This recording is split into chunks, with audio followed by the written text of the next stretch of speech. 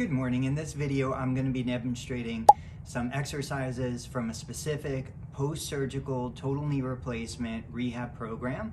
The program is a PDF file. I'm showing you how the exercises look in real life. So the first exercise I'm going to demonstrate is called an ankle pump. Now this can be done laying flat or it can be done laying on an incline. Usually it's done in bed. And if I'm laying back in my bed, we're pretending that it's a left total knee replacement.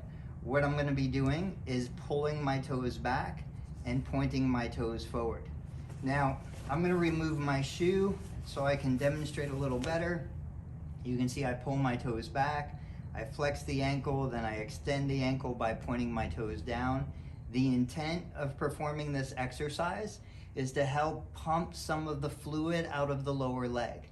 Assuming there's going to be some swelling on the knee when you're up on your feet or in a seated position, that fluid is going to drain down into the foot and ankle.